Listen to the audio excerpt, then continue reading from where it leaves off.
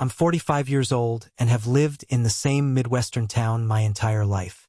For a long time, I believed I had a solid family. My wife, daughter, and a modest home filled with shared meals and laughter. But everything changed 2 years ago when I discovered my wife's affair with a man she met at a work event. I'll never forget the night I confronted her. Her eyes were cold, and she refused to even apologize. My entire world came crashing down. We separated shortly after that.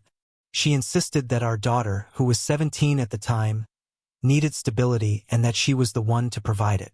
The divorce dragged on for months, with lawyers negotiating the details of our finances. In the end, my wife took a significant portion of my savings as part of the settlement. I walked away feeling bitter but relieved, thinking that at least I'd have some peace. I honestly believed my daughter would understand how betrayal shatters trust. But to my shock, she didn't just forgive her mother for the affair. She defended it. She argued that people fall out of love and that it wasn't that big of a deal. I was stunned. While I never expected her to hate her mother, I never imagined she would trivialize the affair like that. Then, just a week after the divorce was finalized, my daughter told me she was moving in with her mother and her mother's new boyfriend in a flashy downtown condo. Apparently, he had enough money to dazzle a teenager with promises of shopping sprees and fancy dinners. I tried to reason with her, telling her she was always welcome to stay with me if things became uncomfortable. She rolled her eyes and said, "Dad, you're overreacting. Mom and her boyfriend aren't doing anything wrong." My stomach twisted. I wanted to scold her for ignoring the moral implications of the affair, but I also recognized that she was at an age where luxuries and rebellion were alluring. Still, it felt like a betrayal. After everything, she was brushing aside my pain and supporting her mother's new life. When she turned 18, she asked me to keep funding her college, daily expenses, and a list of things she wanted, from a fancy laptop to a designer handbag. As a father, I instinctively wanted to help, but the way she spoke like she was entitled to everything stung. So I set a boundary. I would pay for her tuition, but only if she lived responsibly and showed respect. Her face twisted in frustration, and she accused me of being controlling. She claimed I was punishing her for living with her mother. That confrontation opened my eyes. She wanted my money while mocking my values and defending her mother's affair. Stop. If you love your parents, then like the video and subscribe to the channel. If you didn't like the video or subscribe to the channel, it means you don't love them. If you don't love them, then write hate in the comments. Continue. A knot of anger and betrayal lodged in my chest. I'd already lost so much: the stability of my family, half my savings, and the trust that once held us together. Now my own daughter was pushing me aside like I was some cranky old man clinging to outdated morals. My patience started to wear thin. A few months passed, and true to form, my daughter spent more and more time with her mother's boyfriend. She flaunted their outings on social media, pictures from upscale restaurants, front row seats at concerts, things I could never afford on a single dad's budget. Then, I learned she was skipping college classes to party with that crowd. When I confronted her, she shrugged and said, "It's my life, Dad. Stop meddling." I felt torn. I wanted to be supportive, but it was clear she was spiraling into a life fueled by entitlement. My ex-wife seemed to care little for my daughter's partying. The new boyfriend even encouraged it, calling me uptight and urging my daughter to live a little. The situation came to a head when her college sent me a notice about her poor attendance and failing grades, requesting a meeting.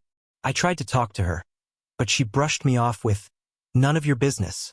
I reminded her that I was paying for her tuition, but she shot back, "You owe me that much. Isn't that what a father's supposed to do?" That was the breaking point. I'd spent 18 years raising her, yet she spoke as if I were just a wallet obligated to fund her life choices without question. I debated what to do. Part of me wanted to continue paying, hoping she'd come to her senses. But another part of me knew that by enabling her, I was only fueling her disrespect. I confided in a close friend who advised me that sometimes, tough love is the only way to reach them. Those words stayed with me. As the next tuition deadline approached, I decided to stand my ground. I told my daughter that I wouldn't pay another cent unless she turned things around, No more skipping classes, no more partying at the expense of her education. She erupted, accusing me of controlling her again. She stormed out, ranting that I was punishing her for living with her mother's boyfriend. My ex-wife then bombarded me with texts, calling me petty and threatening legal action. But there was nothing she could do. Our daughter was an adult now and had to face the consequences of her decisions. That's when my daughter's entitlement fully reared its head. She posted online, claiming I was a toxic father and bragging that her mother's boyfriend would pay for her if I didn't. She wrote scathing remarks about me being bitter over the divorce and unable to handle it. Friends of hers joined in, fueling the drama with comments like, "You deserve better." I felt humiliated.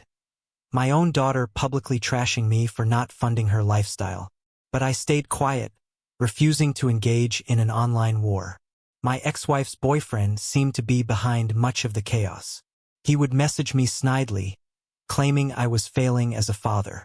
Once he even said, "No wonder your wife left you. You can't even provide for your daughter." Each word felt like a knife, but still I refused to budge. I'd spent enough years being taken advantage of. This time I would not back down. I stood my ground, no matter how painful it was. A few weeks later, the cracks of my daughter's so-called fairy tale began to show. It turned out that her mother's boyfriend was generous only when it suited him. My daughter soon realized that he had no intention of actually paying for her tuition or covering her everyday expenses. Sure, he'd buy her a fancy dress for a night out or foot the bill for an expensive dinner. But when it came to the real costs like rent, groceries, and textbooks, he'd simply shrug and say, "Ask your father."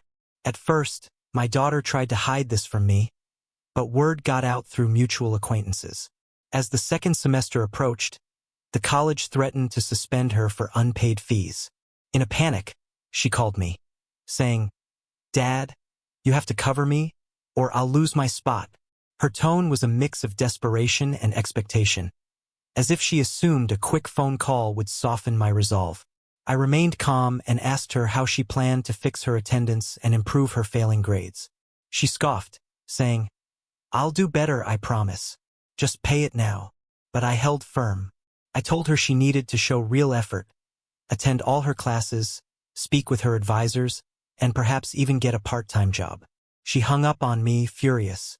Soon after, my ex-wife texted, accusing me of sabotaging our daughter's future out of revenge. She threatened to involve lawyers again, but there was no legal ground to force me to pay for an adult's college education. The next day, her boyfriend joined the online mockery, posting snide comments on social media about how some dads just can't handle their responsibilities. It was infuriating, but I stuck to my stand. This wasn't about vengeance. It was about setting boundaries. A month passed, and I learned my daughter had been suspended due to non-payment. She moved in full-time with her mother and her boyfriend. My ex tried to spin it, saying, "She's better off here anyway. We'll help her find a new path." But I could see my daughter's social media posts. They showed frustration, late-night partying, and not much else. It seemed her life was starting to unravel. Then, unexpectedly, she showed up at my doorstep one afternoon, trembling. I answered, my heart racing. She looked exhausted, her eyes red from crying. Without saying a word, she hugged me. Confusion and hope swirled inside me. I invited her in, and she broke down, sharing everything. How her mother's boyfriend had become increasingly controlling, how her mother sided with him on everything, and how they both blamed her for any inconvenience. The freedom and glamour she had initially enjoyed had turned into a stifling situation. The boyfriend would only pay for what he chose, leaving her to fend for herself on other costs. "I miss just being able to talk to you without shouting," she said, tears rolling down her face. It hurt to see her in such a state. I made her some tea and let her vent. After a while, she asked if I'd be willing to help cover her college fees again, or at least help her re-enroll. My heart ached to say no, but I remembered the months of disrespect, how I had allowed her words and actions to slide. I answered carefully, "I'm willing to help, but only if you show you've changed. You need to meet me halfway." She nodded vigorously, promising she would do whatever it took. Part of me wanted to trust her completely, but another part feared this might be just another manipulation. I set clear conditions. She'd have to move back in with me or at least away from that toxic environment, attend therapy to work on our strained relationship, and prove consistency in her academics. She agreed, though I could tell she wasn't thrilled about leaving her mother's side. Still, that was a line in the sand. I wouldn't pay for anything if she continued to live under her mother's roof, endorsing the affair that tore our family apart. She left that evening, saying she needed time to finalize her plans. I half expected her to revert to old habits, posting snarky jabs or letting her mother fill her head with more nonsense. But to my surprise, a few days later, she returned with a small suitcase. Her mother and her boyfriend, upon hearing she was moving out, exploded in anger, calling her ungrateful. She told me she had never seen her mother so furious. I tried to remain neutral, but inside, I felt a grim sense of vindication. They had lost their control over her, and it was clear they were angry about it. Over the next few weeks, my daughter started therapy. She talked about feeling caught in the middle of the divorce, how she had been lured by the boyfriend's flashy lifestyle, and how she had dismissed my feelings in favor of easy thrills. We had long, difficult conversations at the kitchen table about trust, disappointment, and the future. I began to see glimpses of the daughter I had raised, empathetic, determined, but misguided by the toxic influence of her mother's new partner. Her mother, meanwhile, remained petty in the background, sending guilt-trip texts accusing my daughter of betraying her by living with me. The boyfriend would occasionally hop on her phone, hurling insults at me or her, but my daughter stood firm, ignoring most of them. I made it clear to her, if you want to reconcile with them, that's your choice, but I won't pay for anything if you return to that environment. She understood, and for once, she didn't accuse me of being controlling. She recognized the distinction. I wasn't punishing her. I was protecting my boundaries, not out of spite but out of necessity. We re-enrolled her in a nearby community college, and she took a part-time job at a local bookstore to contribute to her own expenses. It was a symbolic step, showing she wasn't just expecting me to foot every bill. In her second month back home, she apologized face-to-face. "Dad, I'm really sorry for defending that affair. I realize how painful it must have been for you." Hearing her take responsibility for siding with her mother was a weight off my shoulders. I told her, "I accept your apology. Let's move forward together." Her mother continued to try and sabotage our progress, threatening to take me to court for various reasons, but my lawyer assured me there was no issue. My daughter was 18, so custody was no longer an issue. The boyfriend's influence waned as well. He'd occasionally post cryptic statuses accusing me of stealing my daughter back, but no one took him seriously. Over time, my daughter and I found a new rhythm, one based on honesty and mutual respect. Her grades improved, and while it wasn't immediate, our home life stabilized. One night, with tears in her eyes, she told me she understood now how an affair can fracture a family. "He's a manipulator," she said of her mother's boyfriend. I didn't see it because I was blinded by all the fancy stuff. I didn't lecture her further. I had promised myself I'd remain supportive. People make mistakes, especially young adults struggling with family upheaval. The key was seeing genuine remorse and a willingness to improve, both of which she showed. In the end, cutting my daughter off financially was the wake-up call she needed.